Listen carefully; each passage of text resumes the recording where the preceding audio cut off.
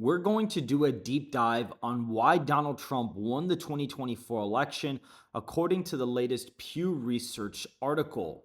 Looking at the PDF file, we can see behind Trump's 2024 victory, a more racially and ethnically diverse coalition, a study of the 2024 election based on validated voters. So, looking at this, it's really interesting. We see the table of contents and they go over, their studying and, their terminology, their methodology.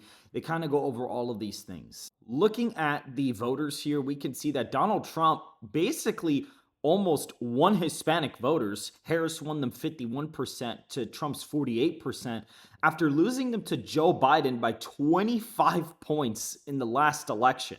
That is like a crazy big difference in the electorate. And he actually won 15% of the black vote, and that was up from 8% just a couple years back. So that's also a pretty big difference. And he did significantly better with Asian voters. So while a majority of Asian voters backed Harris 57%, 40% supported Trump, this is a much narrower margin than Biden's in 2020, which Biden got 70% of the Asian slash other vote, which that is a huge difference. And you actually see here, what's really interesting is that the most white coalition that any of the Democrats have had is actually been Harris, believe it or not. She actually had the most white coalition that any of them has seen. And with Hispanic voters, we actually see that Harris is at about 11% of that. Her black vote share or her composition of the electorate's actually a lot smaller. And we see that this year, Trump's coalition was the least white that it's ever been, and it's the most Hispanic it's also ever been. And it's also been the most Asian slash other it's ever been in quite a long time. These shifts were largely the results of differences in which voters turned out in 2020 and 2024 elections, as in the past, a relatively small share of voters switched which party's candidate they supported. Yeah, there were very little actual switching voters. It was a big difference. In 2024, Trump benefited from higher turnout among those who did vote for him, those who voted for him in 2020. He also held an edge over Harris among voters who did not vote 4 years earlier, a group that was considered more diverse than those who had voted in both elections. So the electorate was a lot more diverse. The new voter electorate was much more diverse, but it was a lot more friendly to him at the same time. So that's really interesting. But what is very fascinating, again, the educational divide was very big. He won the non-college vote by 14 points, which was double his margin in 16. And Harris won college degree voters by about 16 points. And that was smaller than Biden's lead among the same group in 2020. And the urban-rural divide is even bigger than before. Trump won rural voters by 40 points. Harris won urban voters by basically 32 points. And that margin isn't really even great for her, to be honest with you. And again, we see religious voters definitely making a really big difference. We can see here from these splits the flow of voters and non-voters from 2020 to 2024. What did Trump's 2020 voters do in 2024? 85% of Trump's 2020 voters voted for him again in 2024. So he retained most of his voters. You can see that only 11% of them just didn't vote this time. 1% voted for the other party, and 3% ended up switching to Kamala Harris. Meanwhile, we see that 15% of Biden's voters did not turn out to vote in 2024, which is a huge difference. That is a humongous difference. Only 1% of them went third party, and then 5% of them actually voted for Trump. So there was about a 2% conversion rate of voters from Biden to Trump, or from the 2020 election, essentially, comparing the Trump to Harris voters. You see that it was only a 2% change. And then what did 2020 non-voters do? You could see 38% of the voters, if you just strictly plug in the 2020 electorate here, you can see 38% of 2020 non-voters in 2024 made up 38% of the electorate. And you can see that 73% of the non-voters decided to not show up. 12% of them voted for Harris, and then 14% of them voted for Trump. And so that's how he was actually able to kind of, basically win the national popular vote. And we even see here, when looking at validated voters, we actually see that everybody who was a non-voter, Trump actually does better with the non-voters who didn't show up than he actually did in the actual election. So he actually would have had a bigger victory if it had been for all of the non-voters to show up. And then the same thing goes for Biden. If Biden had all the non-voters show up, he actually would have had a bigger margin of victory against Trump. He wouldn't have won the national popular vote by 6 points instead of by like 4 or 4.5. So that's also really interesting as well. Naturalized citizens, immigrants who hold U.S. citizenship who voted in the election split their votes about evenly. So 51% voted for Harris, 47% voted for Trump. In 2020, naturalized citizens favored Biden by 21 points. So that is a humongous difference. That's like a really big shift. So Trump improved with those voters massively. Men favored Trump by 12 points after being closely divided in 2020. In particular, men under 50 split their votes fairly evenly this year. They actually voted for him by over a point. Biden won this group by 10 points in the last election. So, and then we see here that way more people ended up voting in person or early election day or in-person election day. A lot more ended up doing that this time around than last time. You can see 45% of all votes were cast by mail in 2020. This time it was only 34%. And the in-person voting was a lot higher on the spectrum there. And we can see that, give or take, 64% voter turnout in this election. This is the second highest voter turnout that we've had in any presidential election besides the 2020 election. We go ahead and see here, voters eligible but did not vote in 2024 or did not vote in 2020. Trump wins that category by literally, that is crazy. Look at that, literally by 12 points. And then Trump wins the non-voters by 6 points there. And then we see 2020 voting preferences. Biden wins the eligible but did not vote in 16. Biden won those by 5. And then 2016 non-voters, Biden wins those by about 8 points, give or take. While 2020 non-voters favored Biden, 2020 non-voters were more closely divided in their views. So we can see that there. Trump by 4 points. Before it was Biden by a bigger margin of like 11 points. And then this is where we see something really, really interesting here. Large share of Trump's 2020 voters than Biden's voters turned out in 2024. So like 89% of Trump's 2020 voters turned out. Only 85% of Biden voters showed up. And we can see that Trump basically retained more voters than pretty much everybody else, except for the black vote. That was like about the same, give or take.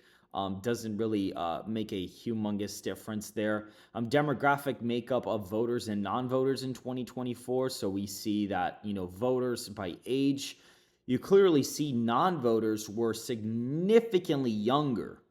First of all, it's also a lot more racially diverse. The non-voters tend to be a lot more, diverse. 20% Hispanic electorate, which is just like absolutely insane, with a 16% black electorate. And Trump still would have done better in the final vote total, which I find very fascinating. Non-voters also are a lot less college educated, which would explain why you end up having Trump do a little bit better. And even family income, they tend to actually make a lot less money.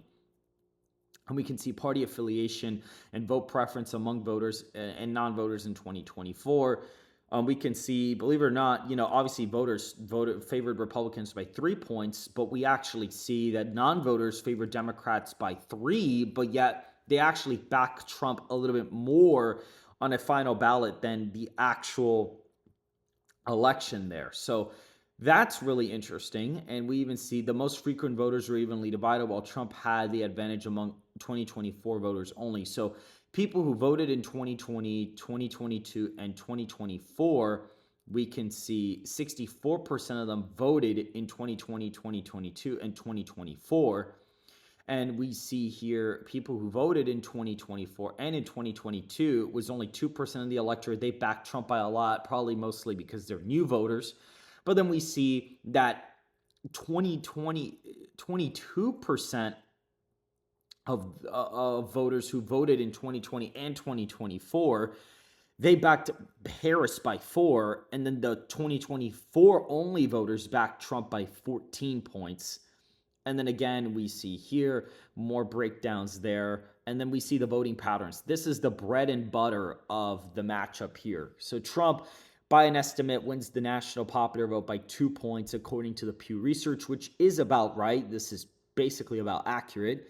He wins men by 12. Harris only wins women by 7 points. So that's a huge shift away from the Democrats. And believe it or not, women voters have actually gotten closer because Biden, according to this, didn't even do as well with them as Hillary Clinton did. By the way, Hillary Clinton actually did twice the margin that Kamala Harris did in this election. So that's very fascinating. And Trump actually performed even better with men against Harris than he did with Clinton. So that's also another interesting tidbit there. And we see white non-Hispanic voters, Trump won them by 15 and 16. That was his best performance with white voters. The performance stayed about the same between 2020 and 2024.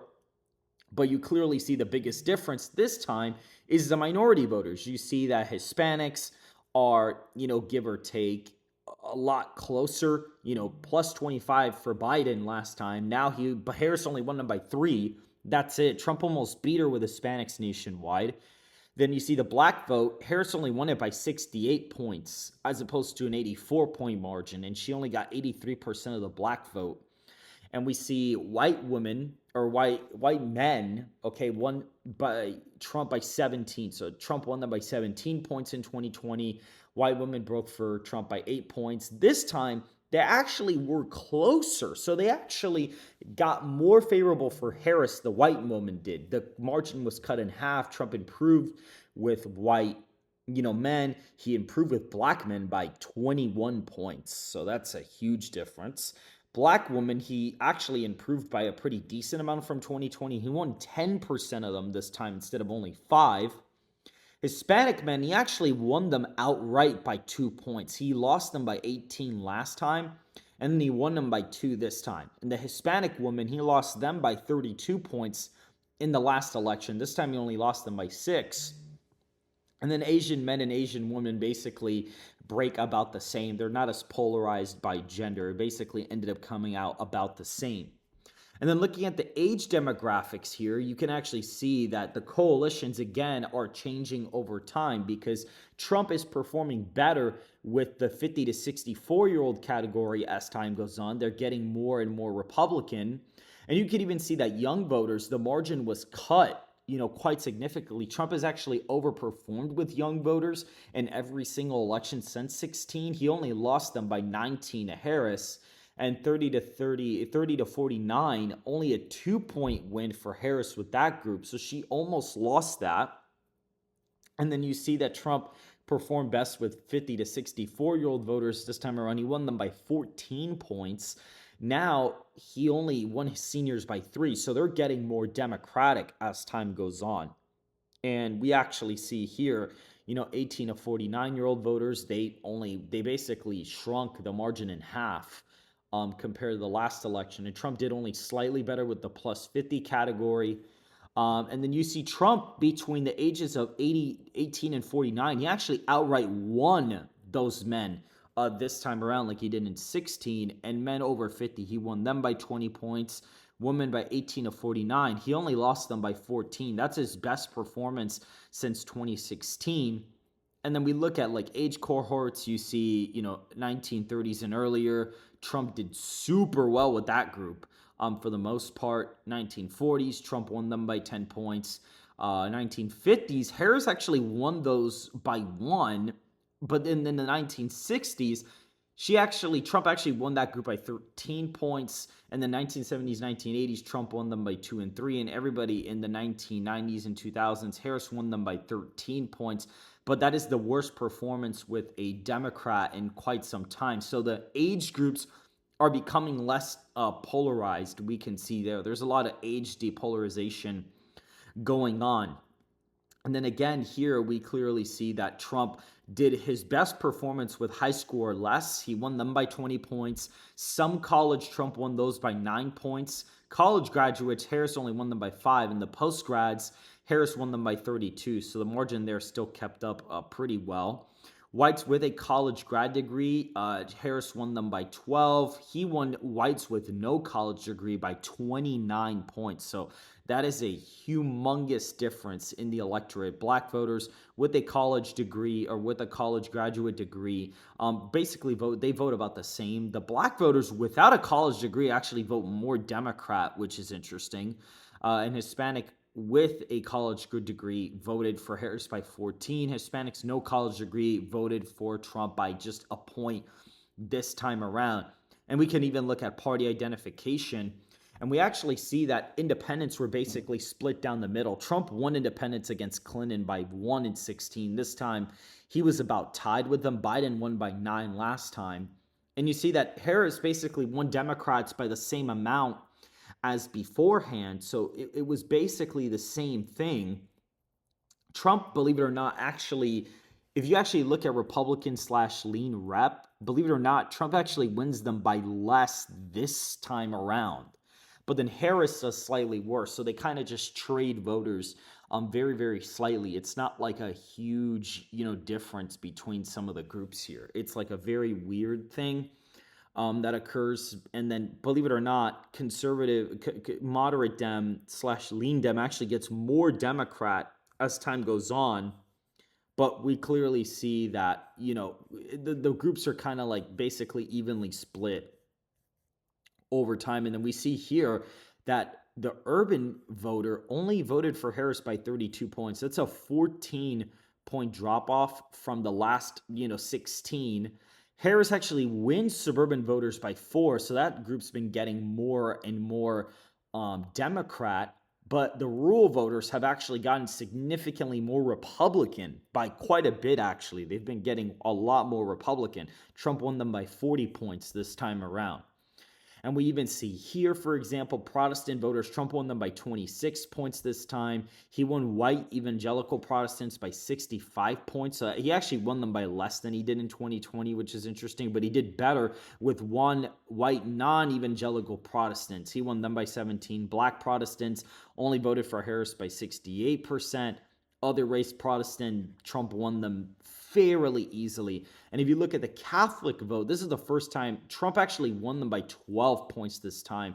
He actually lost the Catholic vote to Biden by 1 back in 2020. So that's really fascinating. And Hispanic Catholics are a lot closer than they were in 2020. They basically saved Biden's margin. And this is the first time that the Jewish vote was taken into account here. Harris won them by 28 points. So it'll be interesting to see, how recently, how this actually affects this. But we even see atheist, Harris did worse with them than Biden did with them. Same thing for this category, nothing in particular. I mean, Harris literally just underperformed even more and more with that group. And then monthly or more often, Trump won that group by 30 points in religious attendance a few times a year or less. Harris only won that group by 13. So she underperformed Biden quite significantly there. And voting among naturalized citizens, Trump won them by quite a bit. Biden won basically all of those groups last time around. You see naturalized citizens were 59 to 38. Biden, and they're a very small amount of the electorate. They only added a point to Biden's victory. But you see that Biden did well with all the groups. If you look at citizens that were naturalized between now and then, 2020 to 2024, and how they voted in 2024, they only backed Harris by 4 points. And the only reason why that was the case is because the Asian voters split that way. Because again, you had a lot more Asian voters. You had a lot more people come in recently than more so Hispanic voters. So that's why that's the case. And you see that the white voters that were naturalized, it's the opposite margin. And then Trump won that Hispanic vote amongst them, which is really fascinating. We keep going down here, demographic profiles of the voters, and we see that, it's a lot more Hispanic in 2024, quite a bit more for Republicans. And then, clearly Democrats, the white vote is actually a lot more higher this time around. White voters without college degrees continue to decline as a share of the GOP coalition in 2024. So they actually made up less of the electorate vote share, which is really interesting. And as we keep going down here, you'll clearly see that the age composition of the voters, Republicans had their youngest electorate ever. We can also see here, suburban voters made up the majority of Harris voters and nearly half of Trump voters in 2024. So you also see that composition there as well. They actually made up quite a significant amount of Harris's voters in 2024 and almost half of Trump's 2024 vote share. So that's interesting. Religious composition of 2024 voters. Trump had his most Catholic electorate there. Harris had the most atheist / unaffiliated electorate on her end, and the least Protestant it's ever been. Again, so that's also somewhat fascinating. And again, you see the breakdowns between all of the groups here, which is interesting. And then that is pretty much it regarding this, profile. There was a lot of work that was put into this, but really the most important places where you saw these massive shifts were the Hispanic vote, the black vote, and the Asian / other vote. Those were the groups that shifted the most towards Trump. Yes, the white voters to a degree got more college educated in some places, more rural or more Republican in some rural places, like they kind of traded types, but really the white vote stayed about the same in terms of the total margin. It's mostly, you actually see the Hispanic vote, the Asian vote, and the black vote really drove the margins, shifting a lot of states in the Republican direction. And looking forward to 2028, based on this analysis, if the electorate for Republicans gets less white, for example, you're going to see states like Iowa and Ohio probably, still be pretty Republican, but only be like 10-point wins for the GOP. Texas and Florida are going to keep drifting right, including New Mexico, to an extent, is now in the lean Democratic column. And as white voters become a little bit more liberal, more college educated, you're going to see states like Minnesota, Virginia, New Jersey drift back into Democratic hands, a little bit bluer than what they were in 2024. And then Arizona and Nevada will kind of stay in that Republican column given the Hispanic vote share. Areas in Nebraska and Kansas will kind of move left to a degree. And that leaves the 3 Rust Belt states and North Carolina and Georgia to pretty much be the pure toss-ups for the 2028 presidential election. And so if you guys did enjoy this video, make sure to hit the like button and to subscribe if you want more content just like this. And I will see you guys in the next video.